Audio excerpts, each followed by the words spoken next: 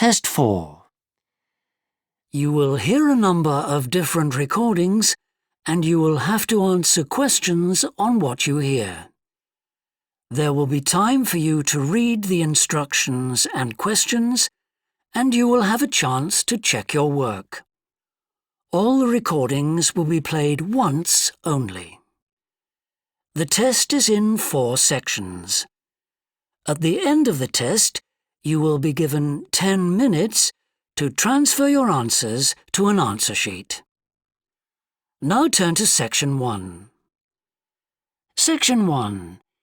You will hear a customer phoning a builder to discuss some work she would like him to do on her home. First, you have some time to look at questions 1 to 6.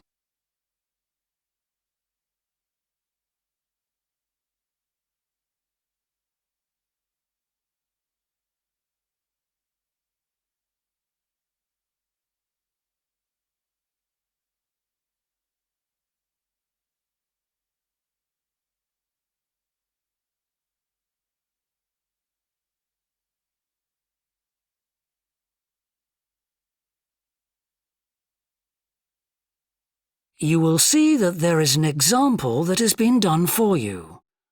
On this occasion only, the conversation relating to this will be played first. Thorndike's? Good morning. Is that Mr. Thorndike? Speaking. How can I help? I've got quite a few things which need painting and fixing in the flat, and I wonder whether you'd be able to do the work. I'm sure I'd be able to help, but let me take down a few details. Yes, of course. Well, firstly, how did you hear about us? It was my friend May Hampton. The customer heard of the builder from her friend, so friend has been written in the space. Now we shall begin. You should answer the questions as you listen, because you will not hear the recording a second time. Listen carefully and answer questions 1 to 6. Thorndike's? Good morning. Is that Mr. Thorndike? Speaking. How can I help? I've got quite a few things which need painting and fixing in the flat, and I wonder whether you'd be able to do the work. I'm sure I'd be able to help, but let me take down a few details. Yes, of course. Well, firstly, how did you hear about us? It was my friend May Hampton. You did some excellent work for her a couple of years ago. Do you remember? Oh, yes. That was in West Park Flats. Lovely lady. Yes, she is. And what's your name, please? It's Edith Pargeter. Edith. Can you spell your surname, please? It's Pargeter. Double T, right. And do you live in West Park Flats as well? No, actually, it's East Park, flat 4. Oh, right. That's over the road, I seem to remember. Quite difficult to get to. Yes, it's at the back of the library. Right, I know. And what's your phone number? 875-934, but I'm out a great deal in the afternoons and evenings. So, would the best time to ring you be in the morning? Yes. Fine, I've made a note of that. Can I just ask, I'll be in a van, and I know parking's rather difficult round your flats. Where would you recommend? Well, I always tell people in larger vehicles to park by the post box on the other side of the road from the entrance. Good, thanks. And will you be able to give me a full itemised quote? Oh, yes, I'll list all the jobs separately with individual prices.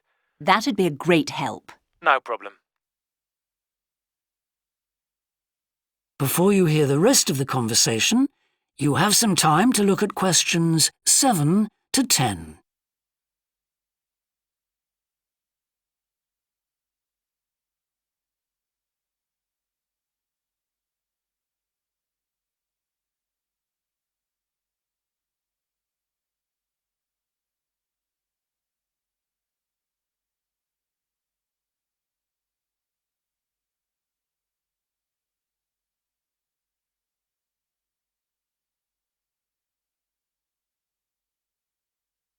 Now listen and answer questions 7 to 10.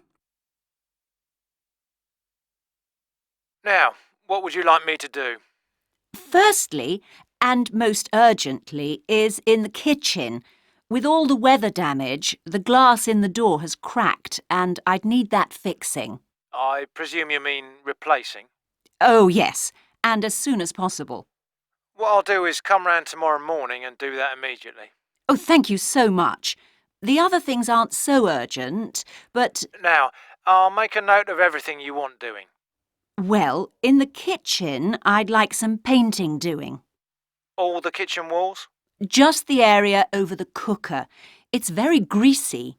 Right, it does tend to get that way. Yes.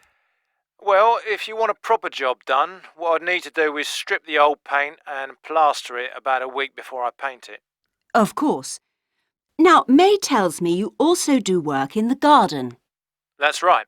Well, I'd like you to replace a fence. Just one? Yes, at the far end. Fine, shouldn't be a problem. And that's the lot. Fine. Yeah, as I say, I can come round tomorrow morning to look over things with you. Well, that's great, thank you. So, I look forward to seeing you tomorrow at... That is the end of section 1. You now have half a minute to check your answers.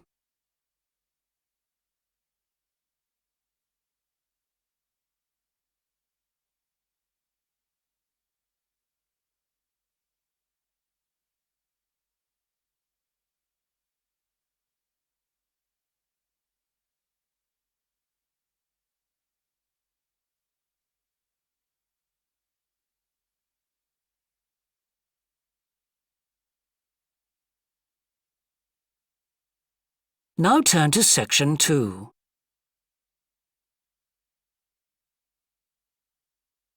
Section 2.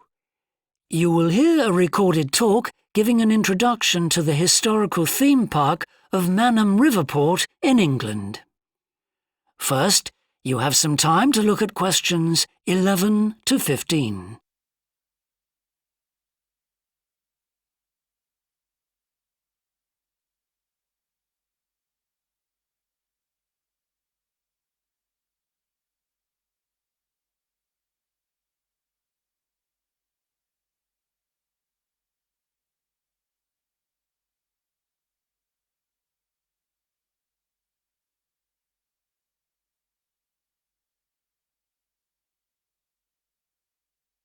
Now listen carefully and answer questions 11 to 15.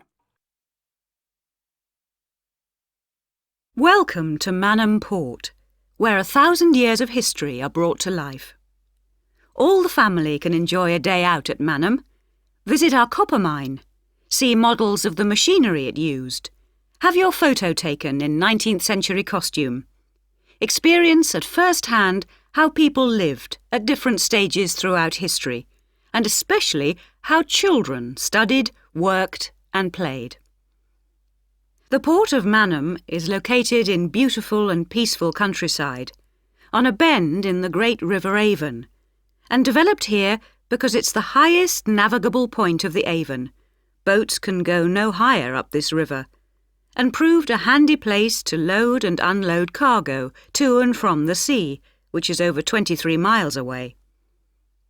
A small port was already established here when, about 900 years ago, tin was discovered nearby, though it wasn't until the Industrial Revolution, when a tremendous need for metals of all kinds developed, that Manham expanded to become one of the busiest ports in the country. And because it was already so busy, prospectors began to look for other minerals, and by the end of the 19th century, lead, copper, manganese and arsenic were added to the cargoes leaving Manham. In the early days, the ores had been smelted or processed in the same area they were mined. But as demand grew, the smelting process required huge factory furnaces or fires to melt the metal from the rock, and there was not enough coal in the local area, so the rocks containing minerals had to be shipped long distances. Sadly, in the 20th century, the great port of Manham declined, and thousands of workers were forced to emigrate out of the area.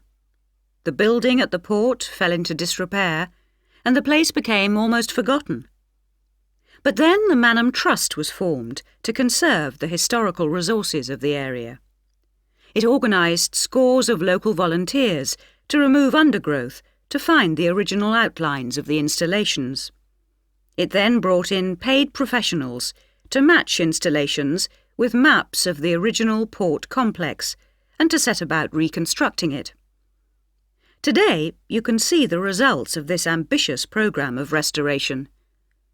The intention, and we believe this will be realised before the end of the year, is to return Manham Port to the condition it reached at its peak as the greatest copper port in the country.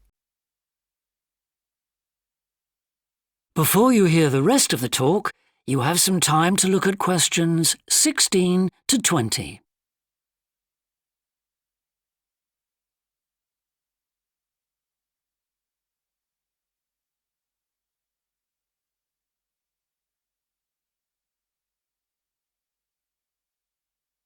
Now listen and answer questions 16 to 20. But what can you do and see on your visit today? Here are just a few highlights. We suggest you start with the visit to the copper mine. Travel on converted mining trains and journey into the depths of the mountain along seams once worked by hundreds of miners. Watch out especially for the great pumping machines which rid the mine of water. But please be warned that, like all mines, ours is very dark and closed in, and we do say that children under 5, and also dogs, should not be taken into the mine. The next recommended visit is to the village school. While looking round the classrooms, take a special look at our display of games, which is one of the largest in the world. And it's recommended that you time your visit to coincide with a guided tour. This will give you the opportunity to ask lots of questions. Near the school is the beautiful old sailing ketch called the George. You're welcome to board the boat and look round the cabins. Look out for the ship's wheel, which was missing until only 5 years ago when it was dredged out of the silt by a local fisherman. We have no idea how it got there, but it's been polished and proudly restored to its original place on the boat. Please take care going down the ladders if you wish to visit the lower deck. We don't recommend you allow young children to use them. So we hope you have a memorable visit to Manham Port, and will tell your friends all about us. That is the end of section 2. You now have half a minute to check your answers.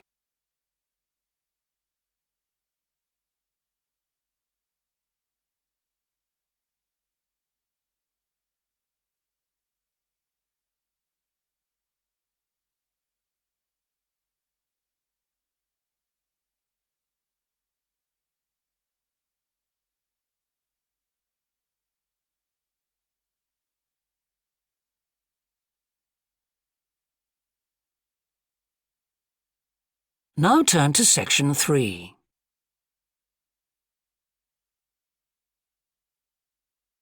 Section 3. You will hear 2 psychology students called Tim and Laura talking about Laura's work placement. First, you have some time to look at questions 21 to 24.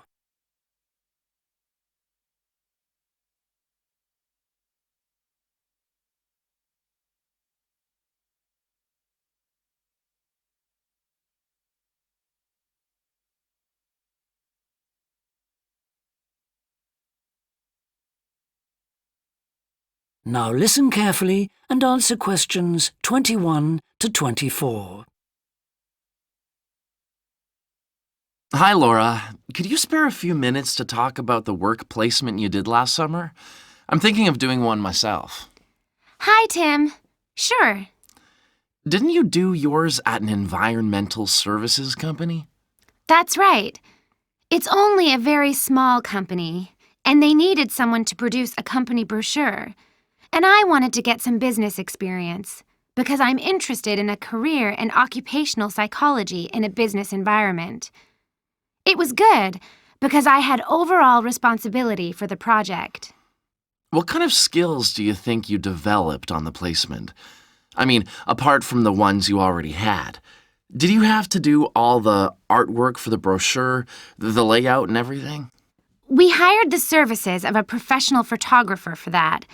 I did have to use my IT skills to a certain extent because I cut and pasted text from marketing leaflets. But that didn't involve anything I hadn't done before. Do you think you got any better at managing your time and prioritizing things? You always used to say you had trouble with that. Oh, definitely. There was so much pressure to meet the project deadline. And I also got better at explaining things and asserting my opinions, because I had to have weekly consultations with the marketing manager and give him a progress report. It sounds as if you got a lot out of it then. Absolutely. It was really worthwhile. But, the company benefited too. Yes, they must have done. After all, if they'd used a professional advertising agency to produce their brochure instead of doing it in-house, presumably they'd have paid a lot more. Oh, yes. I worked it out. It would have been 250% more, and I thought the end result was good, even though we did everything on site. The company has quite a powerful computer, and I managed to borrow some scanning software from the university. The new brochure looks really professional. It enhances the image of the company straight away. So, in the long run, it should help them to attract clients and improve their sales figures? That's the idea, yeah. Before you hear the rest of the discussion, you have some time to look at questions 25 to 30.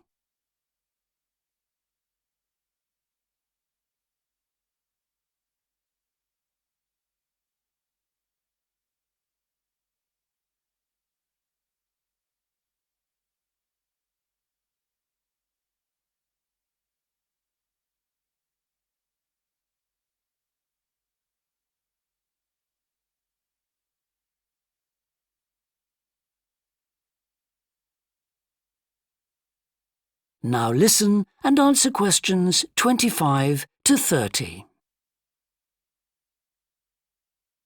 Well, all in all, it sounds very positive. I think I'll go ahead and apply for a placement myself. How do I go about it?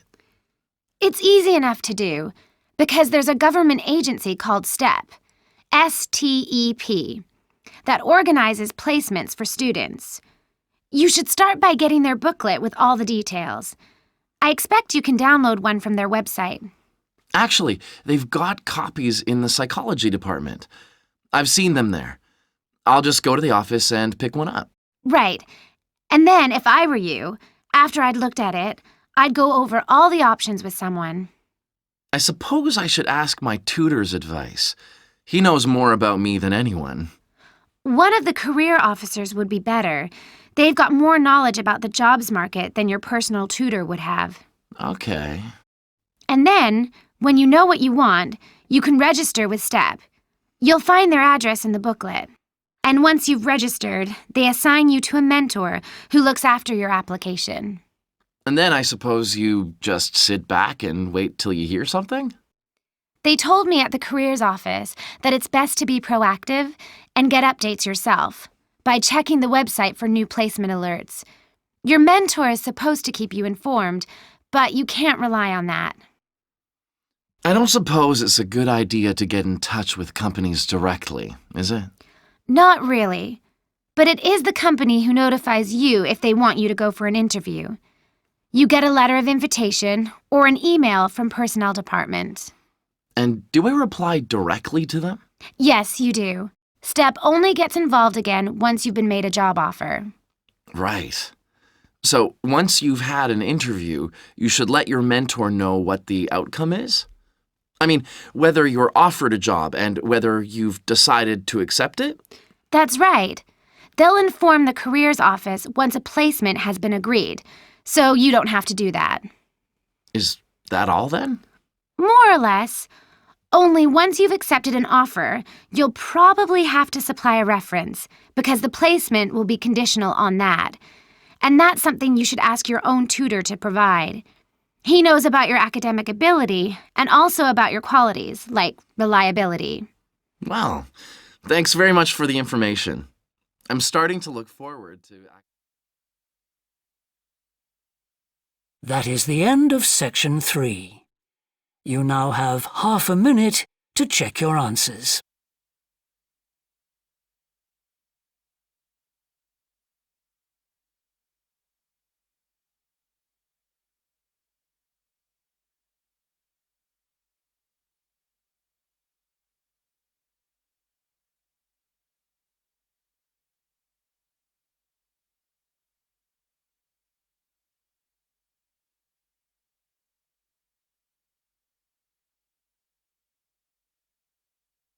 Now turn to section 4.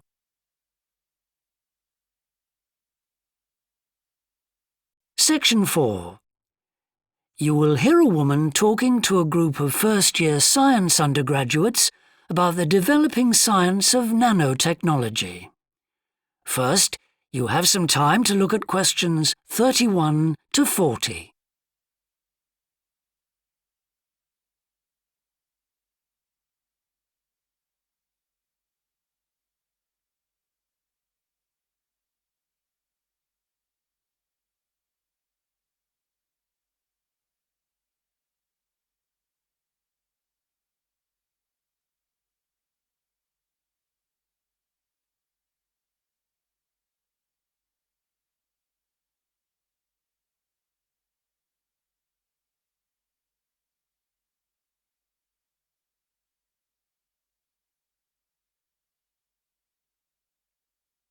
Now listen carefully and answer questions 31 to 40. Today we're going to look at an important area of science, namely nanotechnology. So, what is it? Nano means tiny, so it's science and engineering on the scale of atoms and molecules. The idea is that by controlling and rearranging atoms, you can literally create anything. However, as we'll see, the science of the small has some big implications, affecting us in many ways. There's no doubt that nanotechnology promises so much for civilization.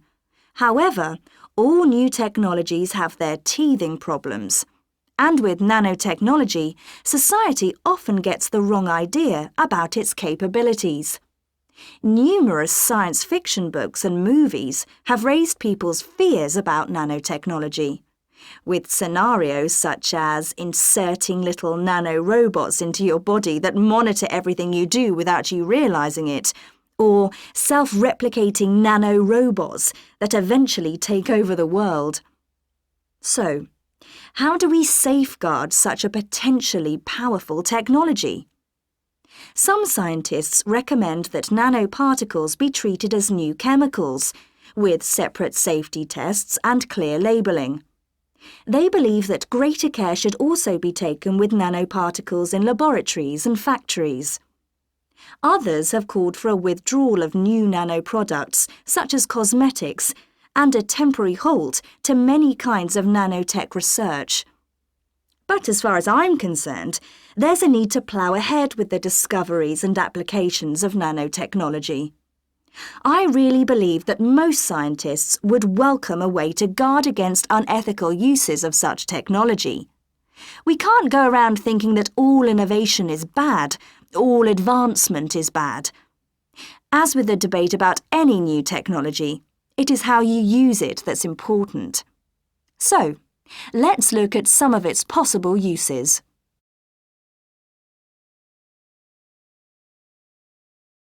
Thanks to nanotechnology, there could be a major breakthrough in the field of transportation, with the production of more durable metals. These could be virtually unbreakable, lighter, and much more pliable, leading to planes that are 50 times lighter than at present. Those same improved capabilities will dramatically reduce the cost of travelling into space, making it more accessible to ordinary people and opening up a totally new holiday destination. In terms of technology, the computer industry will be able to shrink computer parts down to minute sizes. We need nanotechnology in order to create a new generation of computers that will work even faster and will have 1,000,000 times more memory, but will be about the size of a sugar cube. Nanotechnology could also revolutionize the way that we generate power. The cost of solar cells will be drastically reduced, so harnessing this energy will be far more economical than at present. But nanotechnology has much wider applications than this and could have an enormous impact on our environment. For instance, tiny airborne nanorobots could be programmed to actually rebuild the ozone layer, which could lessen the impact of global warming on our planet. That's a pretty amazing thought, isn't it? On a more local scale, this new technology could help with the cleanup of environmental disasters, as nanotechnology will allow us to remove oil and other contaminants from the water far more effectively. And if nanotechnology progresses as expected, as a sort of building block set of about 90 atoms, then you could build anything you wanted from the bottom up. In terms of production, this means that you only use what you need, and so there wouldn't be any waste. The notion that you could create anything at all has major implications for our health. It means that we'll eventually be able to replicate anything. This would have a phenomenal effect on our society. In time, it could even lead to the eradication of famine through the introduction of machines that produce food to feed the hungry. But it's in the area of medicine that nanotechnology may have its biggest impact.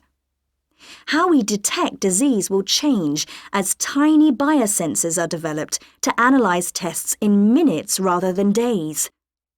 There's even speculation nanorobots could be used to slow the aging process, lengthening life expectancy. As you can see, I'm very excited by the implications that could be available to us in the next few decades.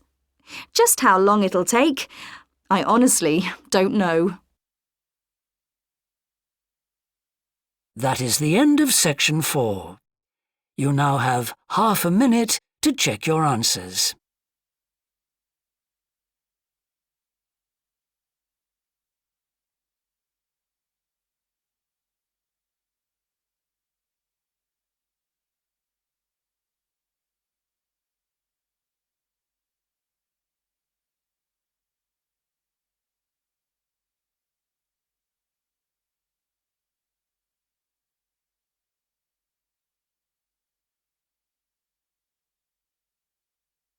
That is the end of the listening test.